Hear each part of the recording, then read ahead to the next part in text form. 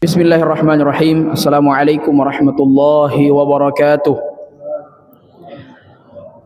Alhamdulillah. Alhamdulillahilladzi hadana li hadza wa ma kunna linahtadiya laula an hadana Allah. Tsumma alhamdulillahilladzi bi ni'matihi tatimmu shalihat wa bi fadlihi tatanazzalul khairatu wal barakat wa bi fadlihi taghsul ghayat adada khalqihi wa ridha nafsihi wa zinata arshihi wa midada kalimatihi. Allahumma la sahla illa ma ja'altahu sahla wa anta taj'alul hazna idza syi'ta sahla. Allahumma a'inna ala dzikrika wa syukrika wa husni ibadatik. Allahumma taqabbal minna innaka antas sami'ul alim wa tub 'alaina innaka antat tawwabur rahim. Allahumma 'alimna bima yanfa'una wanfa'na bima 'allamtana warzuqna ilman wa 'amalan shalihan. Ya ayyuhalladzina amanu taqullaha haqqa tuqatihi wa la tamutunna illa wa antum muslimun. Ya ayyuhalladzina amanu ittaqullaha wa qulu qawlan sadida yuslih lakum a'malakum wa yaghfir lakum dhunubakum wa man yuti'illaha wa rasulahu faqad faza fawzan 'azima. Ya ayyuhalladzina amanu sallu 'alaihi wa sallimu taslima. Amma ba'du. Hadirin para jamaah salat maghrib Masjid At-Tarbiyah rahimani wa rahimakumullah. Meskipun sudah lewat waktunya, namun rasanya masih sempat untuk kita ucapkan taqabbalallahu minna wa minkum salihal a'mal, adallahu alaina wa alaikum kullu amin wa antum bi khairin. Semoga Allah menerima segala amalan saleh kita yang kita kerjakan di hari-hari yang mulia, di 10 hari pertama di bulan Dzulhijjah, dan semoga Allah mempertemukan kita kembali dengan bulan Dzulhijjah tersebut dan mempertemukan kita dengan Idul Adha dan memberikan kemampuan kepada kita untuk berkurban di hari-hari yang mulia tersebut. Tema kajian kita pada malam hari ini seperti biasanya ta'lim rutin kita pembahasan kitab Ar-Rahiqul Makhtum, dan kita sudah sampai pada pelajaran tentang keutamaan kota Nabi Muhammad sallallahu alaihi wasallam Al-Madinah Al-Munawwarah. Meskipun ini kayaknya sempat kita bahas, kalau saya tidak salah ingat, sempat dibahas apa pertama kali kita bahas kota Madinah? Seingat saya pernah kayaknya beberapa bulan yang lalu. Namun ini mungkin bagian keduanya, ada beberapa hal yang mungkin luput dari poin-poin yang kita sampaikan pada pertemuan-pertemuan yang lalu. Namun seperti biasa kita akan memurojaah sedikit dari apa yang telah kita sampaikan pada 2 pekan yang lalu, kalau tidak salah, materi seputar keutamaan dari bulan Dzulhijjah. Taib. Pertanyaan pertama, alhamdulillah ada hadiah disediakan oleh panitia. Pertanyaan pertama, bahwa di hari-hari yang mulia tersebut Allah Subhanahu wa taala bersumpah dalam Al-Qur'an. Nah, siapa bisa menyebutkan sumpah Allah dalam Al-Qur'an, ayatnya dan surahnya, dan apa tafsir para ulama kenapa Allah bersumpah dengan makhluknya tersebut? Silahkan. Tadi Dhafran angkat tangan. Jangan lari. Taib. Silahkan. Surah Al-Fajr ayat kedua. Taib. Wal fajri walayalin ashar. Wal fajri walayalin ashrin. Di dalam ayat tersebut Allah menyebutkan walayalin ashar, dan 10 malam. 10 malam. Apa yang dimaksudkan 10 malam? Di mana antum mengetahui bahwa 10 malam tersebut yang dimaksudkan adalah 10 hari pertama bulan Dzulhijjah. Naam, sahih betul bahwa Al-Quran menyebutkan tentang surah Al-Fajr. Allah bersumpah dengan surah Al-Fajr dan hari dan 10 malam. 10 malam ini apa? Dan apa tafsiran ulama kenapa layalin ashar itu dimaksudkan 10 hari pertama? Telah kita sebutkan di 2 pekan yang lalu. Lanjut.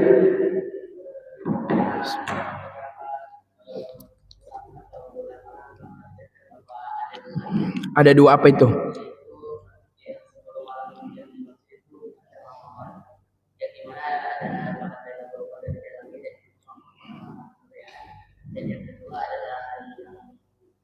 Masya Allah, barakallahu fiik, silahkan.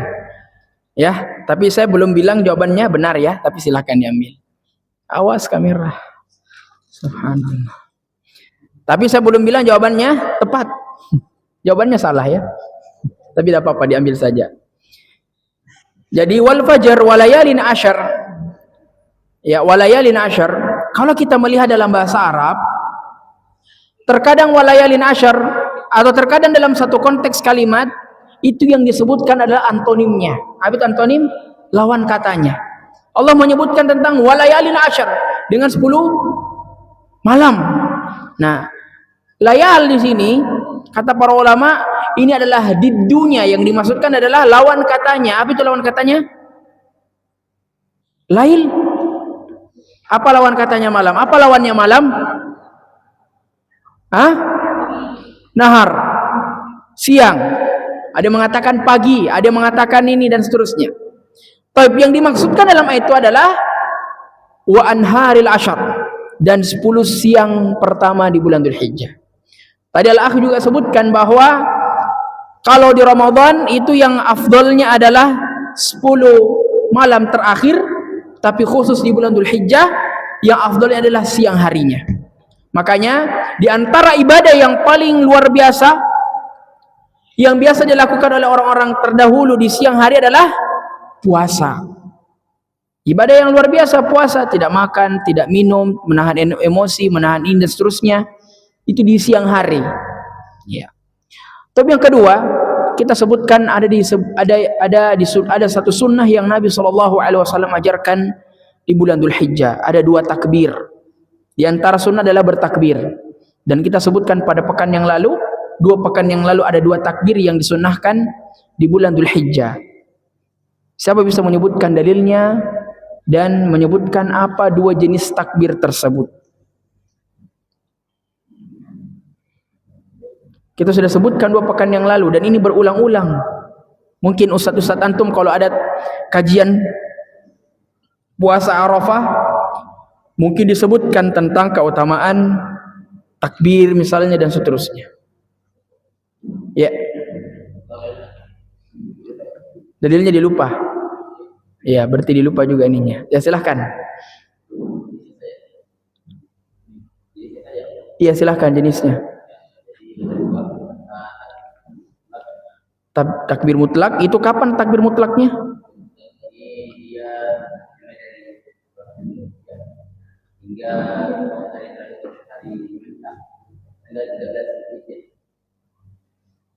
Keliru. Ya. Tapi coba lanjut saja, sebentar masuk ya. Kalau takbir kedua apa? Takbir muqayyad. Apa takbir muqayyad itu? Iya, terikat waktu. Kapan itu waktunya? Iya, di tanggal berapa? Masya Allah, barakallahu fiik. Silakan diambil hadiahnya. Masya Allah, sehat-sehat ya. Silakan ya, ambil hadiahnya. Tapi jawabannya salah. Silahkan, tidak apa-apa. Kita bagi-bagi malam ini, Masya Allah. Barakallahu fiik. Jadi takbir itu ada 2. Pertama takbir mutlak dan takbir muqayyad. Takbir mutlak ya sifatnya mutlak. Tidak terikat dengan waktu, tidak terikat dengan kondisi, kapan dan seterusnya. Mau pagi, mau siang, mau sore, mau malam Anda bertakbir. Mau di jalan, mau di swalayan, mau di toko, mau di mall, mau dimanapun kecuali di WC Anda bertakbir, bertahmid dan bertahlil. Kata Nabi SAW, "Ma min ayyamil amali salih ahabbu ila Allah fihinna min hadhihi al-ayyamil ashar fa'akthiru fihinna min at-takbir wat tahlil wat tahmid." Tidak ada hari-hari yang Allah cinta ketika amalan saleh dilakukan di dalamnya kecuali 10 hari pertama di bulan Dzulhijjah, maka perbanyak takbir, tahmid, tahlil. Ini dalil yang umum. Kemudian Allah menyebutkan liyadhkuru smallahi alaihi fi ayyamin ma'lumat. Dan dia menyebutkan dan membesarkan nama-nama Allah di hari-hari tertentu yang mereka ketahui. Di antaranya hari-hari yang tertentu adalah 10 hari pertama bulan Dzulhijjah ditambah 3 hari setelah hari Idul Adha, setelah tanggal 10 Dzulhijjah. Kapan mulai takbir mutlak? Dimulai dari tanggal 1 Dzulhijjah sampai tanggal 10 Dzulhijjah. Kemudian tanggal 11 sampai 13 itu disebut takbir muqayyad. Takbir yang terikat dengan waktu. 11, 12, 13. Kapan dilaksanakan? Setiap selesai salat fardu. Anda disunnahkan untuk bertakbir, bertahmid dan bertahlil. Ya. Jadi Anda sudah berkurban, Anda bertakbir, bertahmid dan bertahlil. Kita juga sudah sampaikan bahwa tanggal 11 sampai 13 itu, kalau mungkin ada di antara antum atau orang tua antum atau keluarga antum baru mungkin diberikan kemampuan untuk berkurban di tanggal 11, 12, 13, maka kata para ulama boleh untuk dia sembelih hewan kurbannya di 3 hari setelah tanggal 10 Dzulhijjah. Tayyib. Siapa bisa menyebutkan keutamaan puasa hari Arafah berbahasa Arab? Ya silahkan translate juga nggak apa-apa. Keutamaan dari puasa Arafah ini sering disebutkan oleh ustadz kita. Hadisnya. Keutamaan puasa Arafah ini pasaran ini, familiar hadisnya. Silakan. Barang siapa yang berpuasa di hari 10 di tanggal 9 Dzulhijjah, maka dia akan diampuni dosanya setahun yang lalu dan setahun yang akan datang. Man shoma yauma Arafah ahtasibu 'ala Allah, shaumu yaumi Arafah ahtasibu 'ala Allah ayyukaffiru sanata allati qablahu wa sanata allati ba'dahu. Jangan langsung bilang diampun dosanya setahun yang lalu, setahun yang datang. Disebut dulu. Nabi SAW mengatakan, barang siapa yang berpuasa di hari Arafah. Apa itu hari Arafah? Hari di mana jamaah haji wukuf di padang Arafah. Ya. Maka Allah akan mengampuni dosa-dosanya setahun yang lalu dan setahunnya akan datang. Barakallahu fiik, silakan diambil. Tayyib. Pertanyaan terakhir. Apa yang dimaksudkan? Dosa apa yang dimaksudkan Allah akan mengampuni dosanya setahun yang lalu dan setahun yang akan datang? Apakah yang dimaksudkan dosa-dosa kecil? Apa dosa-dosa besar? Atau bagaimana?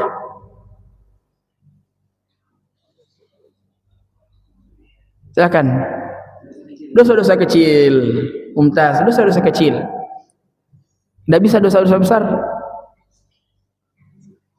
Tidak bisa. Kenapa bisa? Tidak bisa. Mumtaz, harus taubat nasuha.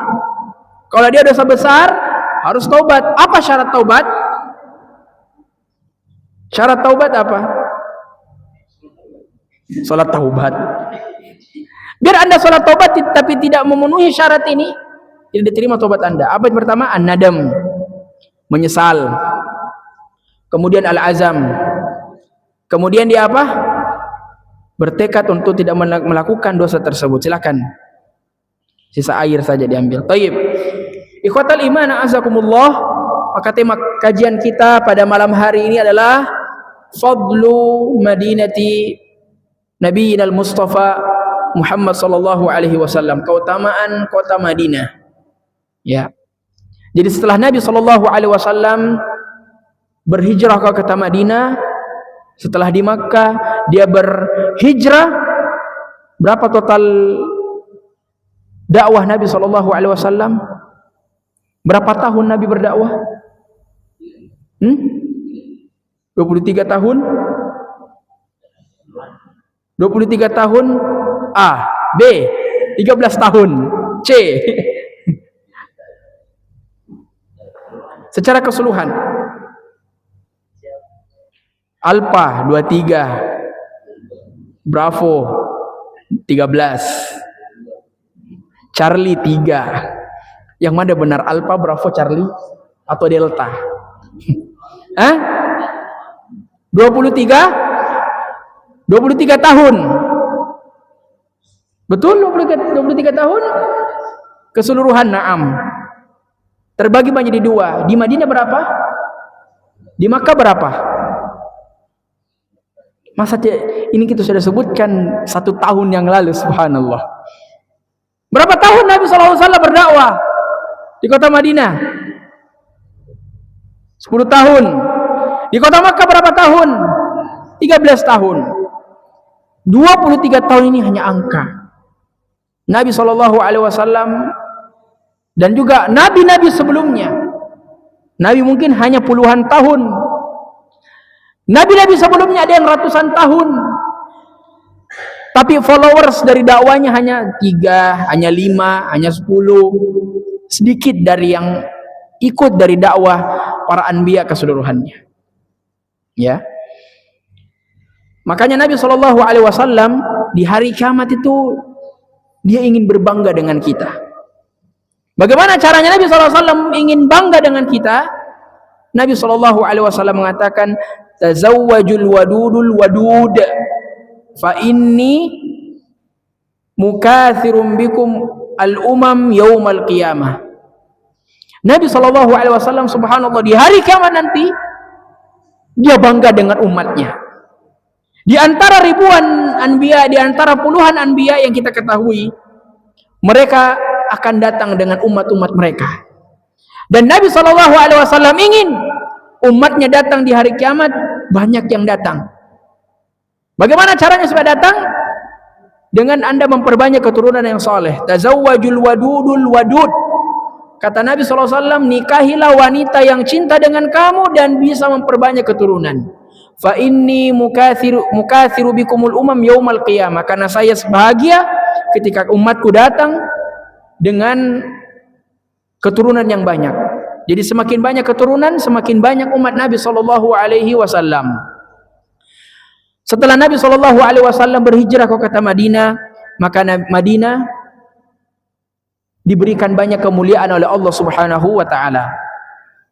Dahulu kaum sekalian, jamaah salat maghrib yang dirahmati oleh Allah Subhanahu wa taala, sebelum Nabi SAW berhijrah dan masih berada di kota Mekah, dahulu namanya kota Madinah adalah Yathrib. Adalah kota Yathrib. Bahkan disebutkan oleh Allah Subhanahu wa taala di dalam Al-Qur'an, ya. Allah sebutkan ya sebagian perkataan dari orang-orang munafik. Allah mengatakan, wa idz qalat ta'ifatum minhum ahla Yathrib la maqama lakum farju. Allah sebutkan dalam Al-Qur'an, wahai penduduk Yathrib, pulanglah kalian. Wa idz qalat ta'ifatum minhum, sebagian dari mereka. Jadi Taifah itu bentuk kecil dari sebuah kaum. Kalau misalnya kaum berapa kaum? 50 orang. Berarti Taifah mungkin 25 orang, lebih kecil daripada kaum. Nah, 25 orang ini mengatakan, ya ahla Yathrib la maqama lakum farji'u. Tidak ada tempat bagimu, maka silahkan kalian balik. Berarti dahulu sebelum Nabi SAW datang, nama dari Madinah Al-Munawwarah adalah Yathrib. Ya. Dan dalam Sahih Muslim, Al-Imam Muslim rahimahullah menuturkan dari Samirah, beliau berkata, sami'tu Rasulullah sallallahu alaihi wasallam yaqul, adalah Nabi sallallahu alaihi wasallam, aku mendengarnya dia berkata, innallaha ta'ala sama Madinatan Tabah wa sama Nabi sallallahu alaihi wasallam Taibah wa kanu yusammuna al-Madinata Yathrib fasammani Rasulullah sallallahu alaihi wasallam Taibah. Ya, dari Samirah radhiyallahu taalaan, dia mendengarkan Nabi sallallahu alaihi wasallam mengatakan, sesungguhnya Allah Subhanahu wa taala langsung memberikan nama ke kota Madinah, Madinah. Jadi Madinah itu artinya kota. Bahasa Arab kota itu Madinah.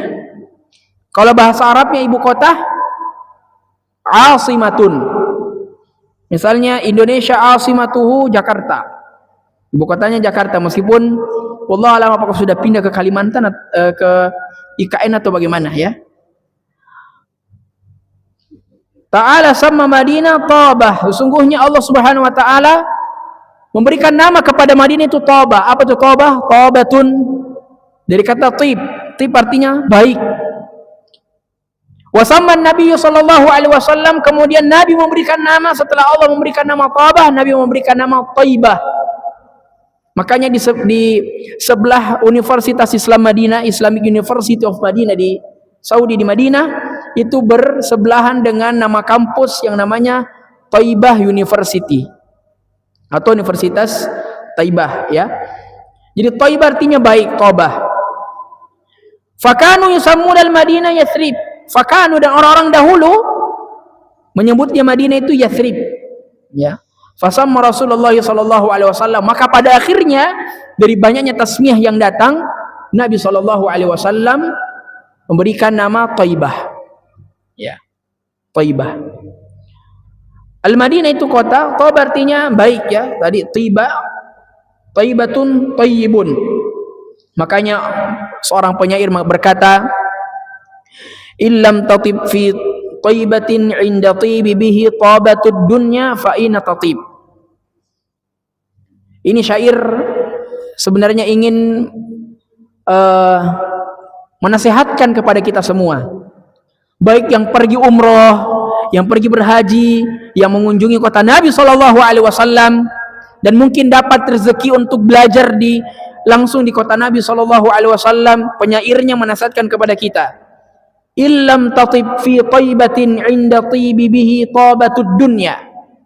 Kalau engkau berada di kota Madinah, berada di kota Nabi sallallahu alaihi wasallam, lam tatib, dan engkau belum berubah, engkau belum baik, dan engkau juga tidak merubah kebaikanmu di dunia, ya, bihi tabatud dunya fa ina tatib, maka di mana engkau akan berubah. Kita ingin menyinggung sedikit jamaah haji. Jamaah haji khususnya dari Sulawesi Selatan. Antum lihat bagaimana mereka setelah balik dari kota Madinah atau sebelumnya, ya. Coba kita bahas, apakah ada tasmiyah haji itu? Tasmiyah haji, sebutan ibu haji, bapak haji. Ada orang yang sudah umrah, misalnya dia Pak RT, namanya Baharuddin, contoh, ya. Sudah haji, langsung dikasih gelar Baharuddin, Haji Baharuddin. Ibunya Haja Fulanah. Ini tidak ada dalam Islam. Tidak ada titel ibadah dalam Islam. Apakah Anda berpuasa disebut Ibu Soim, Ibu Soimah, Pak Soim? Anda bersabar diberi gelar sabar, sabir, sabar, sabur? Gak ada. Begitupun juga dengan haji. Maka antum nanti yang berhaji, jangan pernah kasih titel nama antum, titel non akademik, Haji Zafran misalnya, Haji Fulan misalnya. Tidak ada, ya. Ketika Anda berhaji melakukan amalan saleh, maka usahakan Anda ikhlas dengan amalan tersebut. Bayangkan ibu haji, orang yang pergi berhaji sekarang berbayar. Di antara mereka ada yang haji furoda. Haji furoda itu apa? Haji VVIP, ya, VVIP, yang ratusan juta, bahkan ada yang bayar sampai miliaran, ya. Tapi sama saja, kalau memang bukan panggilan Anda tahun itu, maka Anda tidak bisa berangkat haji. Kemudian ketika Anda balik dari haji, Anda dikasih gelar, berarti ibadah Anda tidak ikhlas. Kalau tidak ikhlas, tidak diterima ibadah. Karena syarat diterimanya ibadah pertama apa? Ikhlas. Harus mengharapkan pahala dari Allah dan mutaba'atul Rasul, mengikuti Nabi kita sallallahu alaihi wasallam. Kemudian Nabi sallallahu alaihi wasallam melarang untuk orang memberikan tasmiyah Madinah dengan Yathrib. Kata Nabi sallallahu alaihi wasallam, man sammal Madinata Yathriban falyastaghfirillah. Barang siapa yang memberikan nama kota Madinah itu dengan Yathrib, masih memanggil Madinah dengan Yathrib, falyastaghfirillah, maka hendaknya dia memohon ampun kepada Allah. Ini kita melihat bagaimana Nabi sallallahu alaihi wasallam sangat cinta dengan kota Madinah dan sangat cinta dengan pemberian nama dari Allah Subhanahu wa taala, dia menyuruh orang yang memberikan nama Yathrib, padahal ada nama dari Allah dan ada nama dari dia, untuk beristighfar kepada Allah.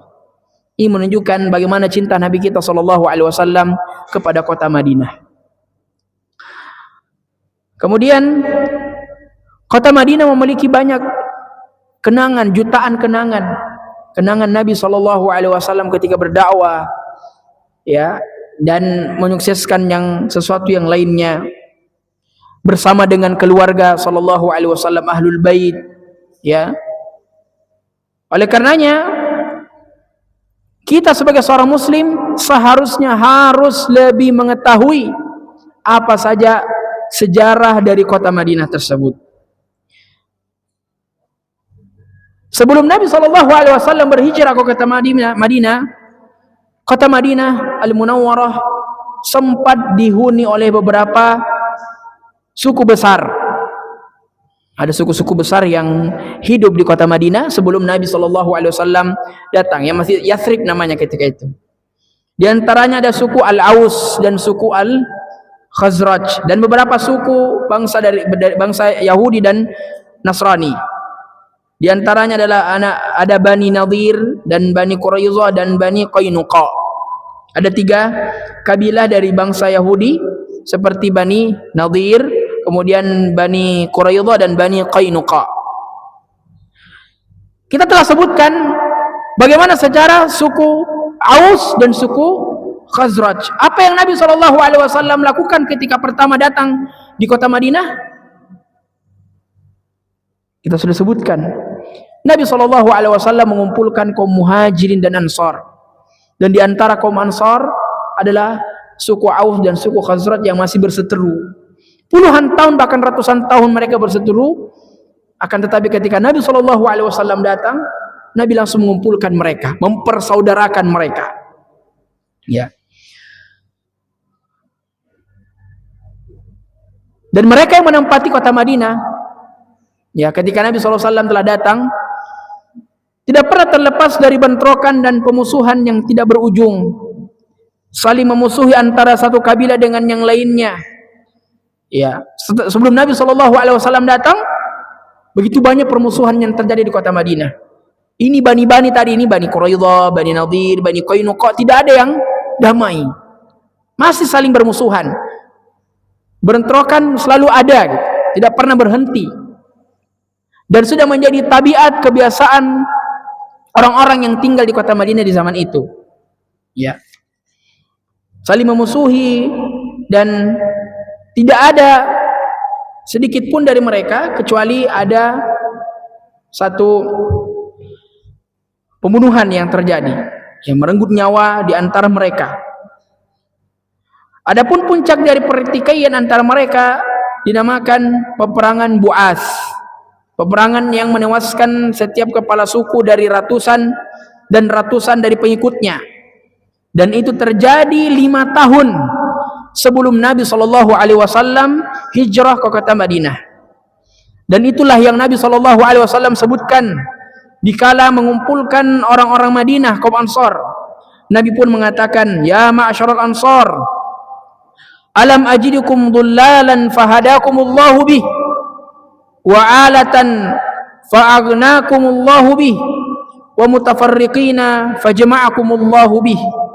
Nabi SAW menyebutkan kepada orang-orang Madinah, kepada kaum Ansar, wahai sekalian orang Ansar, alam ajidukum dhullalan fahadakumullahu bi, apakah engkau belum pernah mendapatkan kesesatan, dalam keadaan tersesat, dalam keadaan Allah murka denganmu dan Allah memberikan petunjuk itu dariku, artinya wasilah Nabi SAW, wa alatan fa'agnakumullahu bih, dan kalian berada dalam kefakiran, maka Allah pun mencukupkan melalui diriku.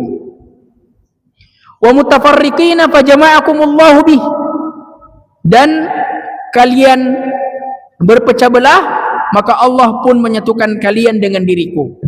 Ini coba kita lihat bagaimana Nabi SAW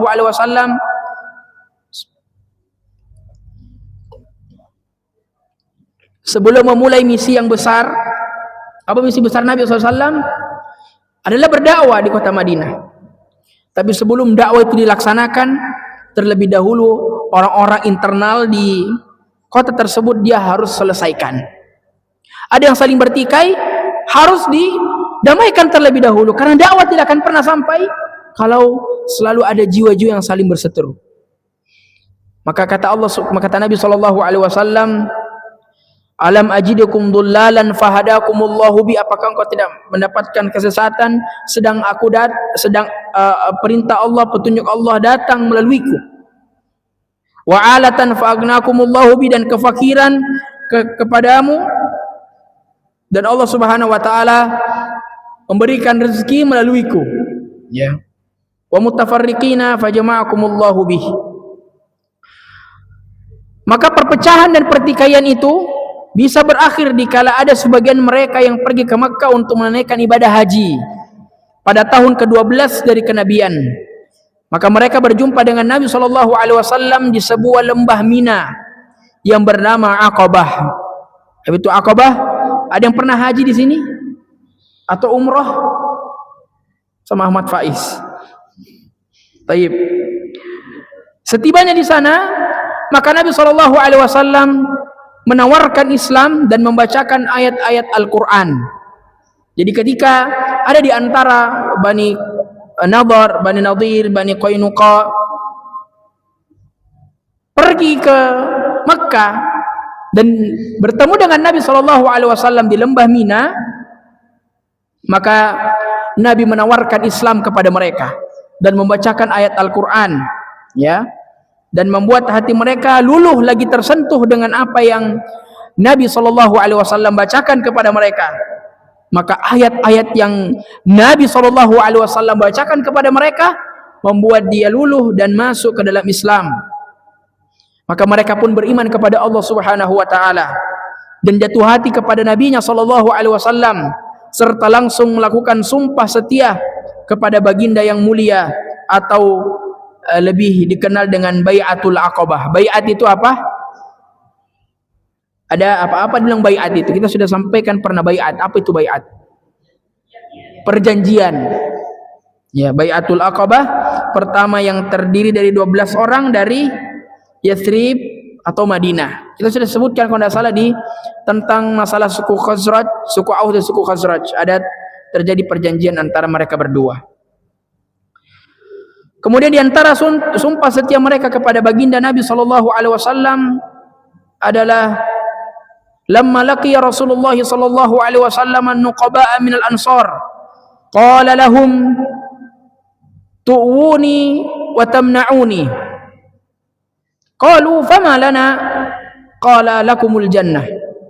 Ketika Nabi berjumpa dengan pemuka Ansar, ketua-ketuanya ceritanya ini, Nabi mengatakan kepada mereka, kalian menaungi dan melindungiku dari orang-orang musyrikin. Mereka pun bertanya, apa ganjaran yang kami dapatkan? Maka Nabi pun menjawab, surga untuk kalian.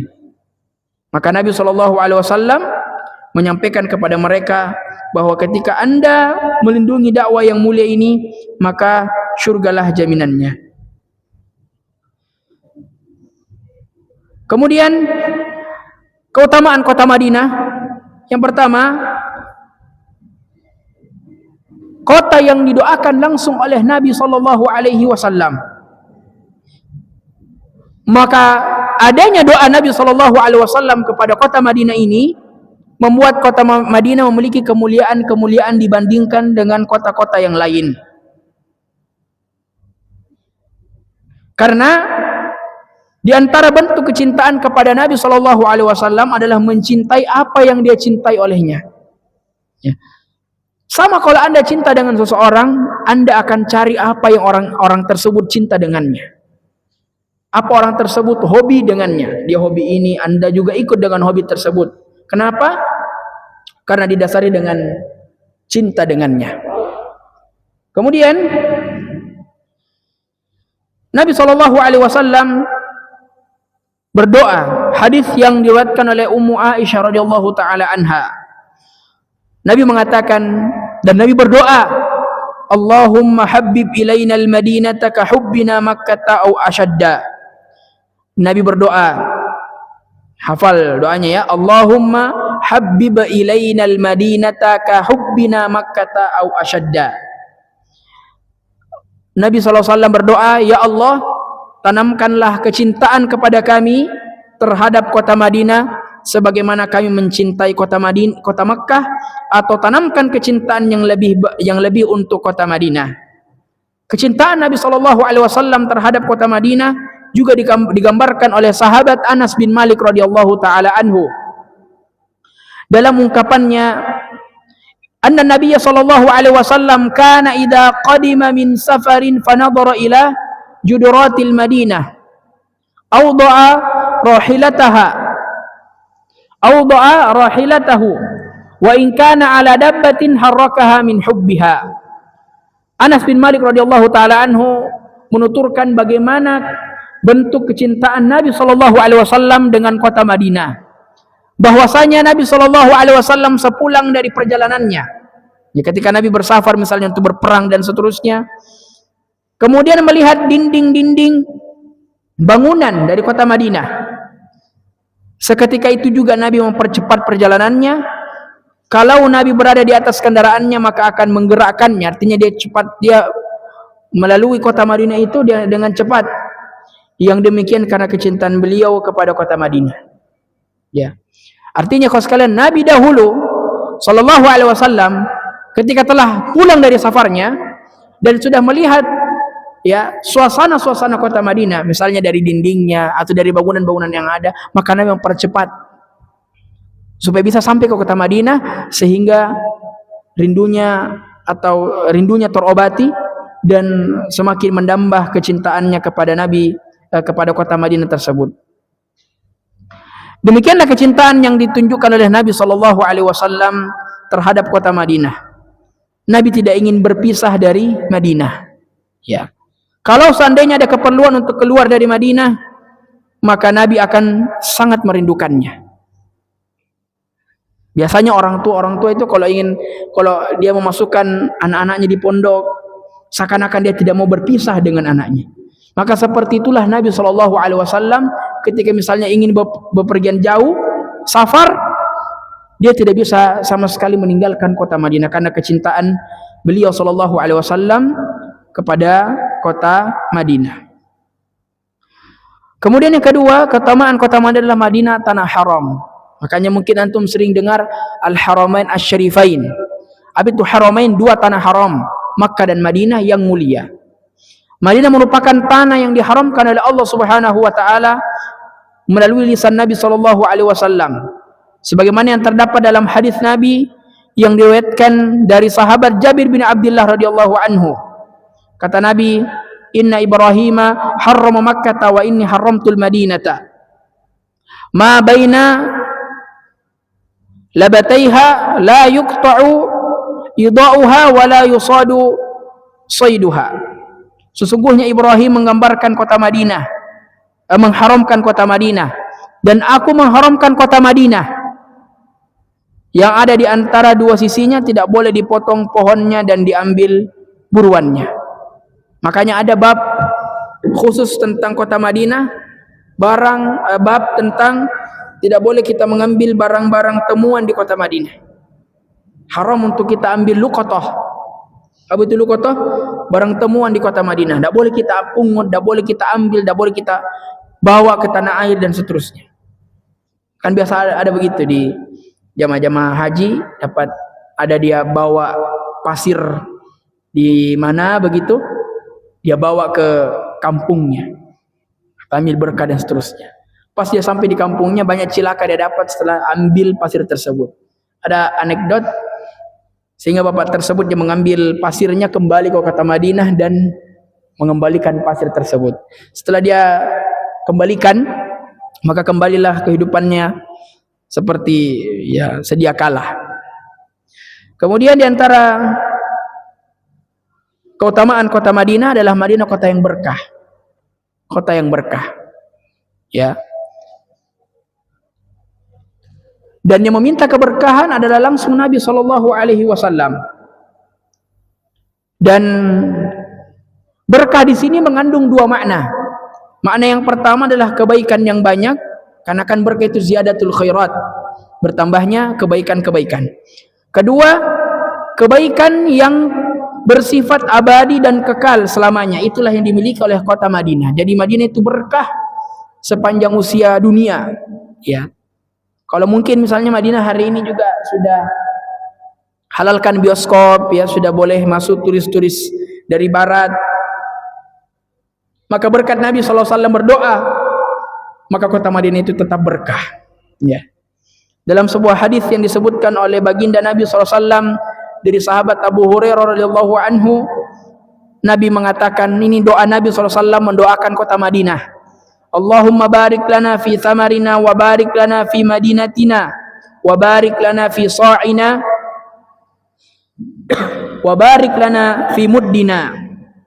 Ini doa Nabi SAW mendoakan kota Madinah. Ya Allah, berikanlah keberkahan terhadap buah-buahan kami, dan berkahilah kota Madinah, berkahi juga takaran dan timbangan kami, ya.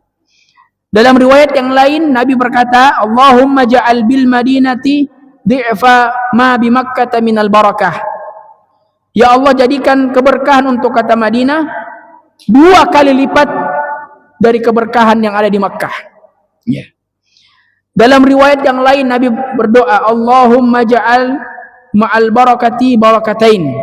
Ya Allah, jadikan dalam satu keberkahan beberapa keberkahan di dalamnya.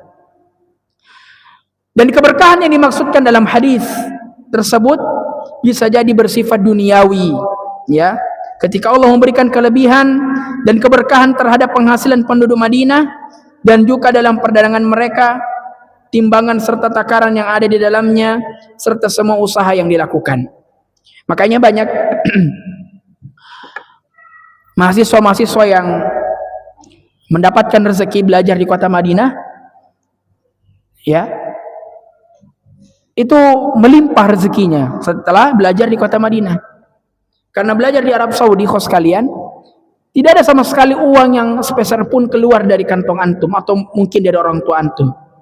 Semuanya difasilitasi, semuanya full beasiswa 100%. Mulai dari Anda berangkat, kemudian masa pembelajaran beberapa tahun, kemudian liburan tiap musim panas, kemudian kembali lagi, semuanya full, tidak ada uang antum keluar. Makanya ini diantara bentuk keberkahan kota Madinah, dan bentuk keberkahan ketika Anda belajar di kota Madinah, ya. Dan pernah disebutkan dalam satu riwayat bahwa Nabi SAW mendoakan mereka yang merasa panas di kota Madinah.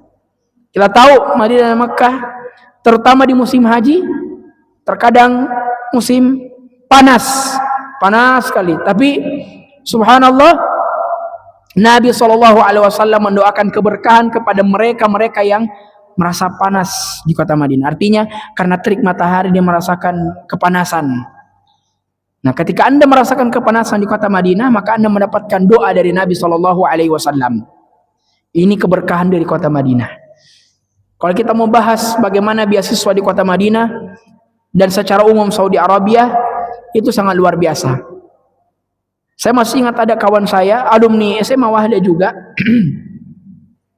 lulus di Universitas Islam Madinah sekitar tahun 2020. 2020 beliau 2019 mendaftar, 2020 mendapatkan rezeki berangkat ke Madinah. Dan orangnya sangat biasa, bukan orang kaya. Bahkan saya masih ingat dia konten kreator, pakai tablet ya untuk edit konten, buat konten seterusnya. Masya Allah. Tapi setelah belajar beberapa bulan di kota Madinah, Masya Allah, sudah mewah handphonenya, sudah iPhone. Itu harganya masih iPhone yang 12 ya, 11, 12. Dan langsung beli yang 5G, subhanallah. Ini diantara keberkahan kota Madinah, merubah kehidupan orang yang dahulunya miskin, tidak punya apa-apa. Karena keberkahan kota Madinah dia menjadi kaya, luar biasa penampilannya, ya. Dari sisi ilmu juga luar biasa. Sana banyak tumbuh para masyayikh, para orang-orang soleh, ya yang mengajarkan ilmu, mengajarkan Islam kepada kita. Sudah masuk waktu Isya? Baik, mungkin itu saja taklim kita pada malam hari ini. Harap dimurajaah secara maksimal apa yang kita sampaikan malam ini menjadi bahan murajaah kita nanti di pertemuan yang akan datang. Demikian kajian kita, semoga bermanfaat untuk saya pribadi dan juga untuk antum semua yang hadir baik online dan juga offline. Kita tutup dengan membaca doa kafaratul majlis. Subhanakallahumma bihamdika nasyhadu an la ilaha illa anta wa nastaghfiruka wa natubu ilaik. Wassalamualaikum warahmatullahi wabarakatuh.